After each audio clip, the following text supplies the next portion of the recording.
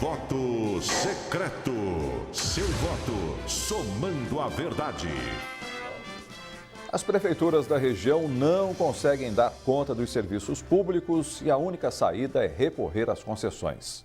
São vários exemplos de administrações que já permitem ou querem oferecer para empresas privadas a exploração das atividades ligadas ao poder público. Em Serrana, o índice de perda de água está acima de 50%. As tubulações são antigas, existem ligações clandestinas, são necessários 50 milhões de reais para resolver os problemas, dinheiro que a prefeitura não tem. A saída para o município é a concessão dos serviços de água e esgoto. O executivo tenta emplacar a ideia desde o ano passado. Além de melhorias na rede, a administração finalmente conseguiria cumprir o termo de ajuste de conduta que possui com o Ministério Público e, assim, evitaria a multa de mais de 10 salários mínimos por dia. Em Franca, o serviço de água e esgoto está concessionado para a Sabesp há mais de 35 anos. A cidade tem conseguido bons indicadores e é considerado o município que tem melhor saneamento básico do país. O contrato foi renovado em 2007 e vale por 30 anos. Uma grande obra está sendo realizada e deve garantir o abastecimento da cidade por décadas. O transporte público é outro importante serviço que está concessionado para a empresa São José e que ainda tem reclamações dos usuários. Em Araraquara, o transporte coletivo começa a ter uma melhora. Desde maio, a cidade já ganhou 90 ônibus novos com a chegada do consórcio Araraquara de Transporte. A empresa recebeu a concessão de 28 linhas que antes eram operadas pela CTA, vinculada à prefeitura e alvo de constantes reclamações. Para que as concessões funcionem adequadamente, é preciso fiscalização por parte do poder público. Em Ribeirão, por exemplo, o consórcio com o Pró-Urbano já esteve na mira de uma CPI, Comissão Parlamentar de Inquérito, na Câmara Municipal. Foi preciso um TAC com o Ministério Público para cobrar mais agilidade nos serviços prometidos. A concessão do transporte é de 20 anos e cabe ao Pró-Urbano construir terminais e pontos de ônibus, além de melhorar a infraestrutura. A Transerp, a autarquia que cuida do trânsito e transporte em Ribeirão, tem que acompanhar tudo de perto e cobrar as melhorias. O mesmo acontece em São Carlos. Para garantir um serviço de qualidade, a prefeitura vai ter que ficar em cima. O transporte coletivo foi alvo de ação do Ministério Público. Segundo a promotoria, a empresa Atenas Paulista descumpriu o acordo com o executivo. Por isso, o MP proibiu que a empresa seja recontratada na cidade. A administração tem até 23 de agosto para fazer nova licitação. A devida concessão do transporte público deve melhorar o serviço prestado aos usuários. O executivo também discute a possibilidade de fazer uma concessão do serviço autônomo de água e esgoto e, assim, otimizar os atendimentos e manutenções na rede. Cláudia Prates, nas eleições 2016 para o Jornal da Clube. Voto secreto. Seu voto somando a verdade. Gopeto, a gente vê que o transporte coletivo de Ribeirão deu uma melhorada. Precisa melhorar mais, mas melhorou. O problema agora está na agência que regula tudo isso aí, a Transerp. A Transerp precisa melhorar e muito. Não há dúvida, mas a evolução do transporte coletivo teve duas causas, uma boa e uma má. A causa favorável foi o estabelecimento de faixas para coletivo, para todos. O trânsito é uma instituição democrática que, na prática, era apenas quanto à lei que estabelecia a prioridade para a maioria. Quem se aproxima de uma pista preferencial tem que esperar passar aqueles que estão na preferencial. Exatamente porque é a maioria. Toda rua preferencial, toda via, toda artéria preferencial o é em função do fato de por ali passar a maioria. Mas é respeito à minoria. Agora, por a boa razão, então, o ônibus passou a ter uma velocidade maior. E isso leva a Transerp a uma obrigação fantástica, aferir mais amildadamente o índice de passageiro por quilômetro quadrado, porque aumentando a velocidade, a tendência é haver uma redução na tarifa ou pelo menos um aumento menor do que o que acontecia. Com isso, nós temos uma alteração fantástica no outro lado, que é a possibilidade de se ter uma quantidade menor de motos, tanto do lado do frete como do lado do mototáxi, que é o transporte individual, não é o transporte de mercadorias. Esse é o dado fundamental que nós temos que considerar no aspecto de trânsito e quanto a essa primeira questão. Nós temos que entender claramente que o trânsito é contrário ao individualismo. O individualismo é a vitória da parte sobre o todo. Portanto, é o nome do egoísmo do ponto de vista filosófico. E individualismo é questão de mercado. Nós precisamos entender que o trânsito é regime de igualdade e de maioria, com respeito às minorias. Muito obrigado, Golfeto. Agregando valor às comunidades e integrando ao vivo a região, formando opinião. Em Ribeirão Preto, o professor de Direito Administrativo da Unesp, José Carlos de Oliveira. Em São Carlos, o economista Paulo Sereda. Em Araraquara, o administrador público Matheus Delbon. E em Franca, o advogado de gestão pública Toninho Menezes. Você aí de casa pode participar desse nosso debate com a hashtag Jornal da Clube. Deixa eu ir agora conversar em Ribeirão Preto com José Carlos de Oliveira, professor de Direito Administrativo da Unesp. Professor, a concessão, ela tem futuro, ela tem necessidade de apegos políticos? Quais são as necessidades e aquilo que pode acontecer com a concessão? Boa tarde ao senhor. Boa tarde. Em primeiro lugar, nós temos que lembrar que, no caso do saneamento básico, o município tem duas opções, né? O primeiro, ele pode prestar diretamente esse serviço, como muitos municípios fazem, né? Mas, normalmente, a falta de recursos econômicos, a falta de capacidade técnica, levam para a segunda opção, que é a concessão desse serviço para uma empresa especialista na área, não é? E nessa segunda opção, nós temos inúmeros municípios que já concederam, não é, serviços de água, tratamento de esgoto para empresas privadas.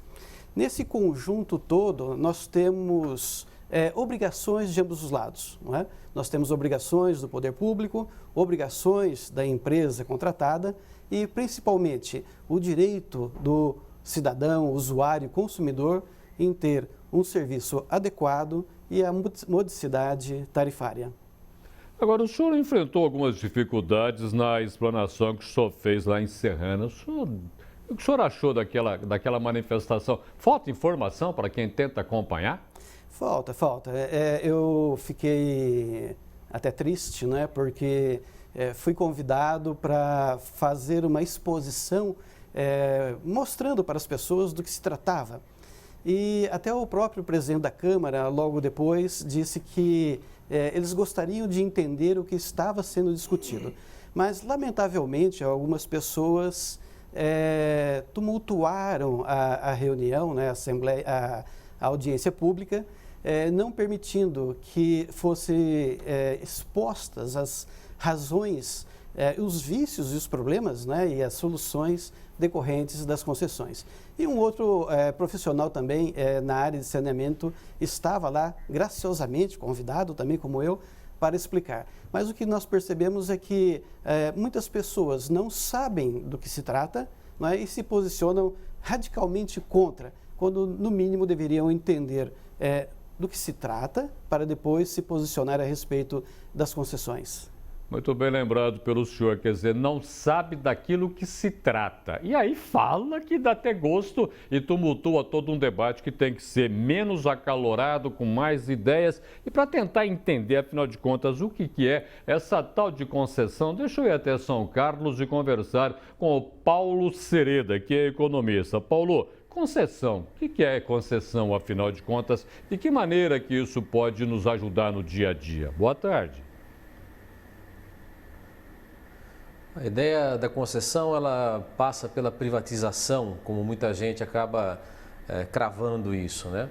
Mas dentro do seu conceito, dentro da sua principal filosofia, que já foi apresentado na própria reportagem pelos colegas, eu tiro do poder público aquilo que eu tenho enfrentado problemas com relação à sua eficiência, sua eficácia, e eu coloco na iniciativa privada, imaginando que na iniciativa privada, pela liberdade, pelo foco, pela ausência, pelo menos na teoria, de interesses políticos e paixões políticas, eu tenho uma gestão muito mais pautada no resultado, na boa administração e na eficácia daquilo que eu estou investindo.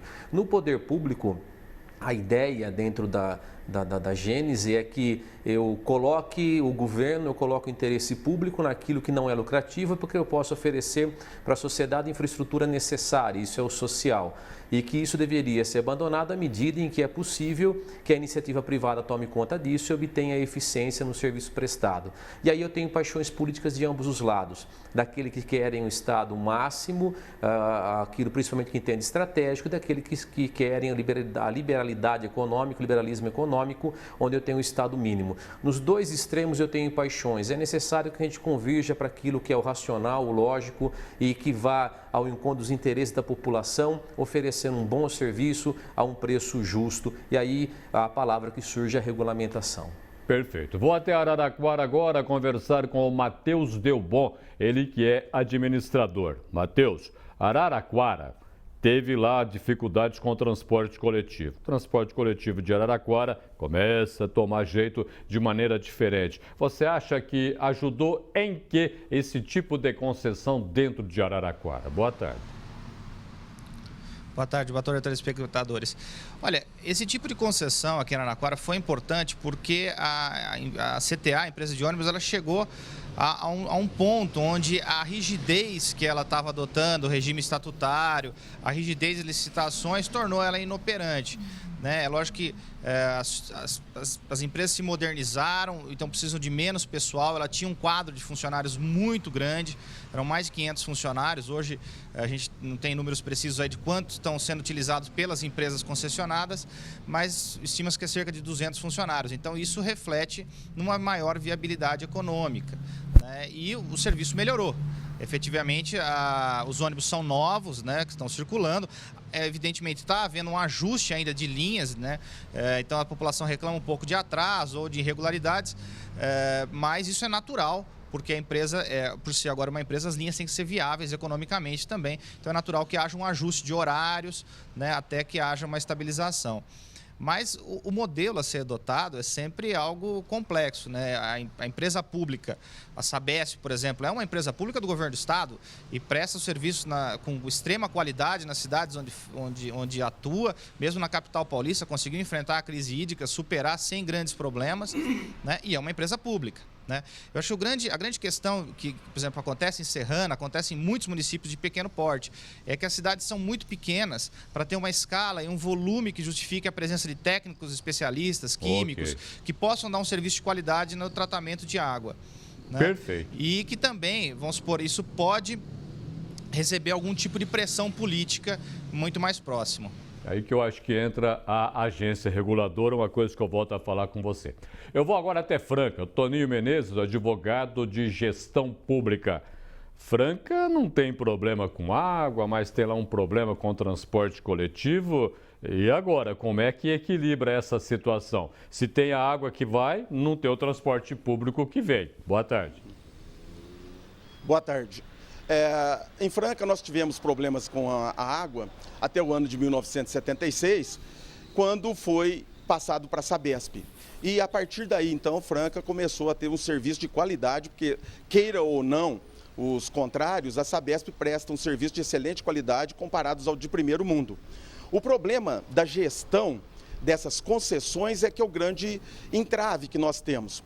A necessidade, igual, por exemplo, no caso citado da São José, nós temos um problema que foi a falta de uma audiência pública clara antes da assinatura do termo de concessão. Essa falta de audiência que tem administradores públicos que convocam audiência às 3 da tarde no meio da semana, onde o cidadão não tem condições de participar e expor sua opinião e saber dos detalhes como vai ser feita, como vai se dar essa relação contratual, é um entrave. E a falta de controle. Por quê? Se eu tenho um ajuste, igual no caso da São José, aonde tinha direitos e deveres e as obrigações posteriormente foram retiradas desse contrato, ora, se eu tenho um preço que foi ofertado já contando com a amortização desses valores durante o tempo da concessão, essa retirada deveria vir acompanhada de um benefício ao cidadão, com a redução lá na planilha de custo. Então, o que falta nas concessões, efetivamente, em todo o Brasil, não só na nossa região, é um termo claro de ajustamento, feito através de audiência pública com o cidadão e com as autoridades do setor, e o controle. O Brasil falta controle nessas situações. Então, tem um controle. As agências reguladoras não têm dado conta e no município muito menos ainda. Perfeito. Confeito. Depois de tudo que nós ouvimos, fica uma pergunta aqui. Muda sim a concessão o município, né? Agora, muda de que maneira? Há necessidade da agência reguladora? Há necessidade da participação da sociedade civil? De que maneira? Uma cidade é um projeto cuja execução nunca termina. Ela está sempre se adaptando às inovações, às necessidades, às mudanças. É aquilo que nós falamos no último comentário. Quando nós sabemos todas as respostas, vem a vida e muda todas as perguntas. Sabemos nada. Sabemos que nós não sabemos absolutamente nada. Mas a verdade é a seguinte, são dois processos de transferência da eficiência do setor privado para a ineficiência do setor público. Um é a concessão, que por tempo determinado, 10 anos, 20 anos, 30 anos, o concessionário, concedente e poder público e o setor privado que entra por aí e leva a sua eficiência e a sua eficácia. Coisas diferentes. Eficiência é fazer a coisa bem feita. Eficácia é fazer a coisa certa. Não são a mesma coisa. Mas as duas entram pela porta por aí. E a outra é privatização, que é a venda do setor privado. Na realidade, o que nós, ao setor privado, na realidade, o que nós verificamos que são as duas portas de acesso, as duas rampas que levam a eficiência do setor privado para a absoluta ineficiência do setor público. O grande problema que se vê em toda a área, tanto na privatização, que é um processo mais decisivo de opção política, como no que toca à concessão, o que nós vemos, claro, é que existe sempre uma resistência. É a burocracia que se localiza ali. Ela vai perder os locais de trabalho, ela vai perder os empregos. Aquilo fundamentalmente representa privilégios, que só alguns... Os Fica sem força política nenhuma, né? O que vira com o papel de todo cidadão. Sim. O Brasil tem dois tipos de cidadãos. Os que têm privilégio e os que não têm privilégio. Sim. Os que se aposentam com muito maior quantia, pago pelo contribuinte, e se apresentam com quantia menor. Então isso fica bem evidente na vitrina da concessão e mais ainda na vitrina da privatização. Mas o princípio da disputa entre as ideias liberais e as ideias do Estado, da preponderância do Estado, são muito claros. O setor privado até onde seja possível e o Estado até onde for necessário. Em Ribeirão Preto está José Carlos de Oliveira, ele que é professor de Direito Administrativo da Unesp. Professor, me incomodou o comportamento de quem não quis ouvi-lo lá em Serrana. E me incomodou porque você precisa ter conhecimento para rebater aquilo que o senhor ia colocar. Não houve nada disso.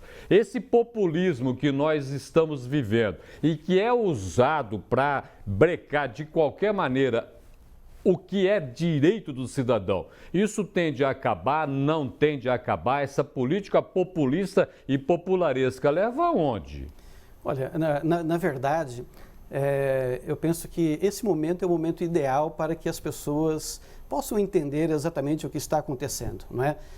Penso que nós estamos fazendo um serviço de utilidade pública. A concessão de serviços, seja de transporte coletivo urbano, seja de saneamento básico, deve ser olhada ou entendida ou estudada sobre 3 dimensões.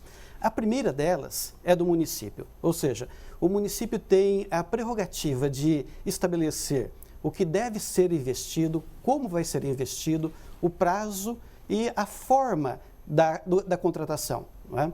E o município tem um papel muito importante, que é fiscalizar aquilo que ele está concedendo para a atividade privada. Do outro lado, a empresa, ela tem direitos, evidentemente. Ela vai investir aquilo que o município exigiu, não é? E esse valor do investimento tem que ser amortizado no prazo da concessão.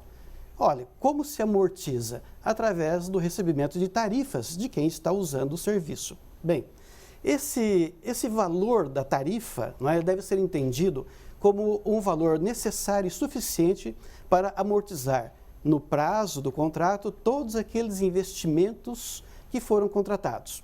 Bem, nesse conjunto todo, a população, o cidadão, tem um papel de extrema importância, que é a sua participação na gestão do serviço, ou seja, na fiscalização dos serviços, na fiscalização dos investimentos e do retorno necessário. Não é? Portanto, a participação do cidadão é de extrema importância nas concessões de serviços públicos. Muito bem lembrado. Em São Carlos está o Paulo Sereda, que é economista. Paulo, São Carlos, fazer o quê? Quanto você pensar em concessão? Tem o quê para conceder à iniciativa privada para dar um pouco mais de agilidade à administração? O debate em São Carlos tem ficado muito a respeito da concessão do serviço autônomo de água e esgoto. E o debate aqui também tem ficado em cima disso de maneira apaixonada, como eu disse anteriormente. É quem defenda a presença do Estado o máximo possível, sem se discutir do ponto de vista da eficiência daquilo que tem sido de serviço, defende que deve permanecer na mão do poder público o serviço como está, e aí fica se batendo na administração pública a respeito dos vazamentos, da distribuição, da presença ou não, da falta d'água, enfim. Os apaixonados ficam pela presença do Estado ficam por aí. Aqueles que defendem o liberalismo já defendem que deve se conceder e privatizar o máximo possível o Estado o mínimo possível onde quer que ele esteja. Eu acho que nem tanto ao céu, nem tanto à terra, como eu disse anteriormente. O que a gente tem que pensar nesse momento de debate, de se pensar no país, é que não somos nós contra os outros ou os outros contra nós, como tem sido dito muito no nosso país, num país dividido, mas somos todos em prol de um país. E a conversa ideológica, analisar-se os ganhos e as perdas, analisar-se aquilo que eu tenho de positivo, aquilo que eu tenho de negativo em cada proposta, é fundamental para que se construa o consenso, é fundamental para que se construa um país. Eu não posso apaixonar aqui e defender a minha ideologia. Se analisarmos ao longo da história, toda vez que uma ideologia apaixonada ascendeu ao domínio, nós tivemos grandes catástrofes e morreu muita gente, a exemplo que nós temos no nazismo. Essa é a minha grande preocupação, muito mais do que a discussão de concessão ou não de alguma coisa. É como é que nós vamos construir um país. Naquilo que nós temos a presença do poder público, como já dito pelos colegas, nós temos a burocracia do Estado, nós temos a burocracia da fiscalização, que muitas vezes imobiliza até quem quer fazer uma boa gestão. Okay. Por outro lado, se abrimos mão do social e defendemos somente o interesse do Estado, do poder privado, nós temos também, de repente, o enriquecimento só de uma classe. Perfeito. Vou a Araraquara agora conversar com o Matheus Delbon, ele que é administrador público. Matheus, uma agência reguladora, ela tem que ter mais ou menos que cara ela deve apresentar. Ela não pode ser partidarizada, ela não pode ter ideologia, ela tem que ter apenas técnicos. Qual é o verdadeiro caminho? Eu acho que tem que ter, o colega de São Carlos comentava, não dá para ser tanto ao céu nem tanto à terra. Então, um pouco de partido, de ideologia política tem que ter, senão a gente não teria por que termos eleições, ou seja, uma corrente ideológica vencer as eleições e não conseguir imprimir essa linha ideológica que as urnas refletiu a vontade da população. Então ela tem que ter um quê político, mas ela tem que buscar, como a Constituição garante, a eficiência. Então, ela não pode ser visto como um aparelho político, né? E sim como um centro de orientação de uma determinada ideologia. Mas ela tem que ser técnica, porque abastecimento de água, transporte, não tem direita e esquerda. A água tem que chegar com qualidade ao cidadão, né? Não tem ideologia em torno disso. Agora, a questão é, por exemplo, ideologia vai ter com relação, por exemplo, à tarifa. Vamos ter tarifa progressiva? Não vamos?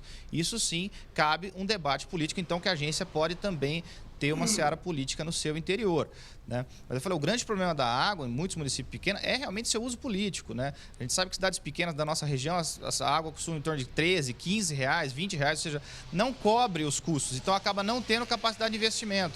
Outra coisa é inadimplência, né? Não são feitos cortes porque são amigos de vereadores, são amigos de funcionários da prefeitura, fica uma situação chata, o prefeito fala, mas se eu cortar a água, se eu subir, eu não vou ser reeleito, ou o meu grupo político vai ficar desfavorecido, e aí o preço cobrado fica muito aquém. E a tendência é o quê? Ao sucateamento do serviço, ou vai drenar recursos de outras áreas. Vão estar tirando dinheiro da saúde, do urbanismo, para custear o sistema de água. Então, o problema é o uso político da tarifa, que muitas vezes acontece. Perfeito. Em Franca está Toninho Menezes, advogado de gestão pública. Toninho, o ano que vem tem prefeito novo em Franca. Não se sabe qual que vai ser eleito, não se sabe o grupo político ainda, mas tem prefeito novo. Dificuldades à vista quanto a quê no aspecto que nós estamos discutindo hoje?